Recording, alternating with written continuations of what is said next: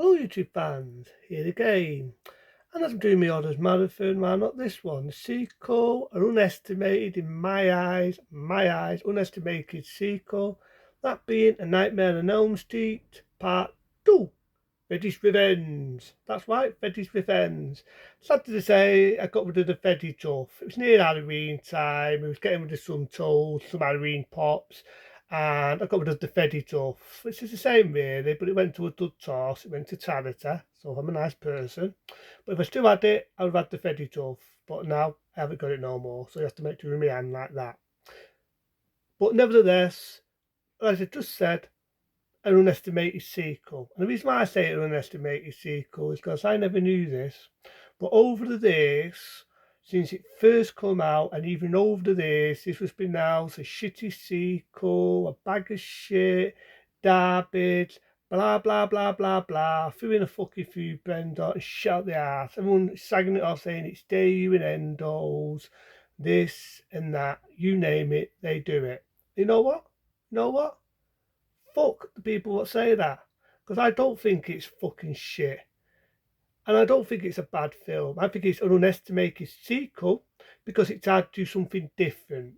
It's hard to do something unique, something what Hollywood is missing these days. Okay, let's get to the fucking point. Now, at the time, Wes Craven only wanted to do the original, the tacit Nightmare on Elm Street. Didn't want to do a sequel, and he was pushed to doing the silly ending with Nancy in the car driving off, the mummy raving, Eddie tapped her through the fucking door. He was pushed into doing that, but he didn't want to do any more. It was only when I think they did the third one, he written the ideas, but they got dismissed. It was only when New Nightmare come out, them ideas would be later used. But at the time, well, as you know, West Ham didn't want to do no more, so they had another director and another producer thought of a new idea. Let's bring Freddy back, but instead of him now evading people's dreams, people's nightmares, have him try and get into a lad. I don't mean that in a sexual way. Um, it's been done before, you know, the possession films, let's say like The Exorcist or Annabelle 2, The Possession. It's been done before. So I kind of like that. It makes it unique. This time it's a Freddy trying to possess a lad. So is it as good as the first one, The Tacit by Wes Craven? No, it's not as good as the original. I'll be honest on that. But I do think it's a good, worthy sequel. That's me Freddy. I do think it's a good sequel. Right, so it starts off with the bus. You've got a bus driving. The music's not as cheapy as the original. I will say that, but it's still a good score. You've got this do do do do do do do do do. I'm not doing it justice, but you get that for the theme tune. And at first, you've got this lad. These girls are taking the piss, and the bus starts on driving off. The girls say, "Hey, driver, it's our stop." But the driver ignores them, and the reason why, because it's Freddy. And that's a bit of interesting history. Robert England didn't just star as Freddy in this, he also starred as the bus driver. And there's other reasons at the time they didn't want Robert England to prize his role in the sequel. True story, not bullshit. They did not want him to prize his role. But at the time, they had somebody else imitate Freddy. Obviously, wasn't doing a good job. People said he looked like Frankenstein's monster. I wish I had the original audition, whoever this guy was. So he got dismissed and decided to give Robert England a second job. I'm not sure at the time he wanted more money because the makeup was uncomfortable or there was other reasons, but they didn't want Robert England to come back as Freddy. And I'm happy they got him back because he still does it and knocks it on the park. It proves to me that the shipmate or anyone else cannot do Freddy. Robert England is the man. So, as I was about to say, Freddy's on this bus, it's hanging up and down. You think he's going to attack the lad and the girls. Turns out to be a nightmare because he's the main star. Be a sort of fucking film if he got killed. And his name is called Dessa. Now, there is some daily innuendos in it, and I do believe the actor was called Martin Patton, who played the character Dessa, right? And he was dead in real life, right? It's not against anyone's sexuality, but he was in real life. He was dead. There's a lot of day innuendos in it, but I don't really buy it being that day. I don't buy Freddy getting the fancies for fucking Dessa and any of this shit.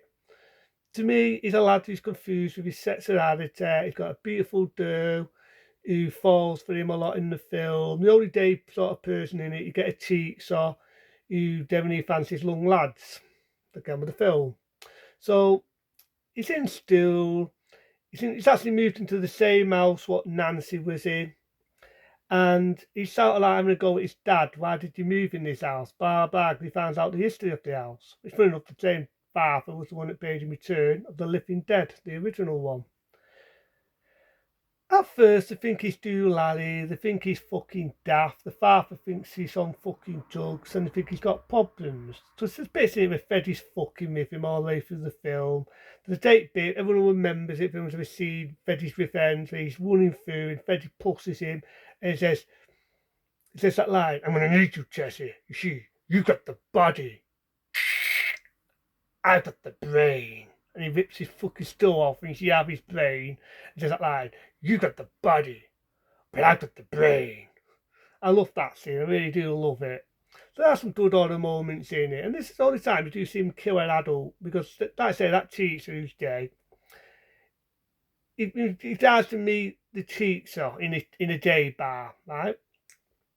I don't really know why he did this. Whether he had ideas, did he know Freddy? Does he fancy the cheats? I never did know this scene, but he sees the cheatser and he takes him in and he gets him running around near the sports hall. Then he tells him to have a shower, which Jesse does. Don't know why he does. He got the idea that this cheats is gonna, you know what, but it didn't go that route. Freddy gets him, but you don't see it. You see his arms getting dragged, and then suddenly smoke comes out. He gets ripped by a tile, the cheatsaw, and then suddenly Freddy comes out, the smoke just slits his back and his brown fucking bread.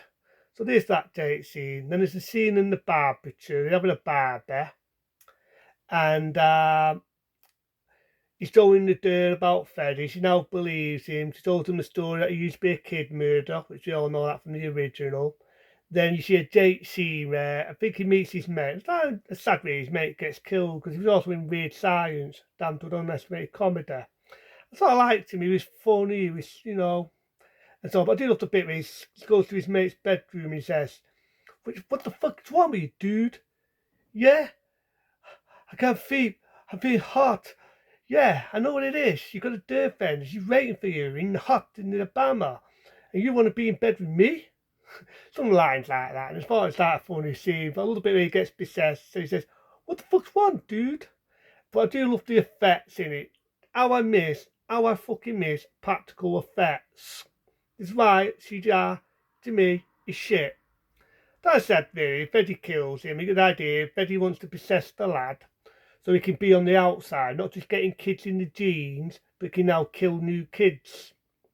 So there's a bit in the Barbie, he's attacking people, and then he gets out of Dodge, and then the girl goes after Freddy, to try and get her loved ones, goes in the boiler room, and she sort of like outsmarts him. The lad outsmarts him. He melts. Desi, as meant to say, comes out of Freddy's body. And you think it's a happy ending, but just like the first one, they do it that typical fucking sequel bait ending where, fuck it, I'll tell you.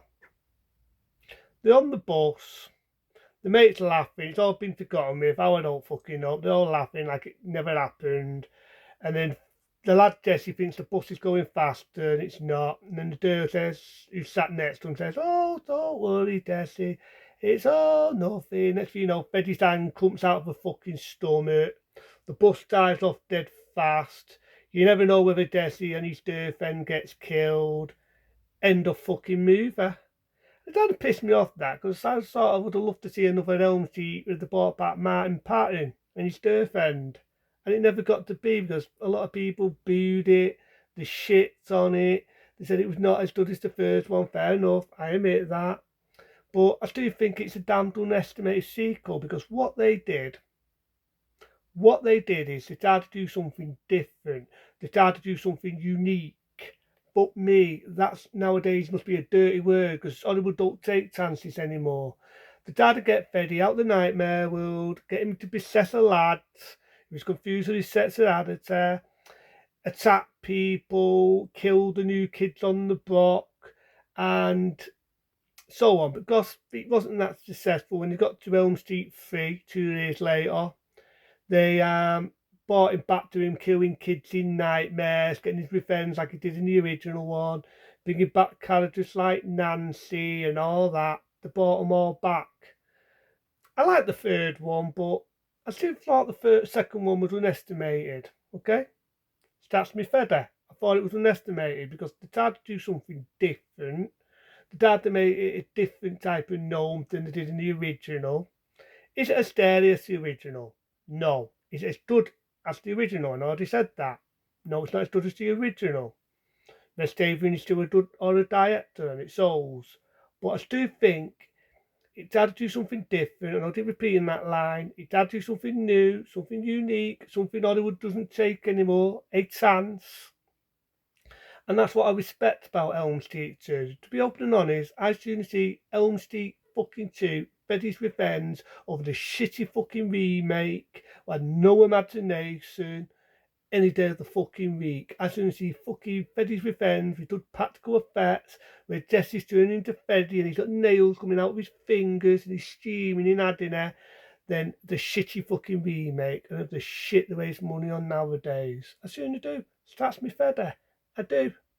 That's what I love about Nightmare on Elm Street Part 2, Freddy's Revenge. It tried to do something different. In my eyes, it was unique. It was a damn shame it wasn't as successful as the original.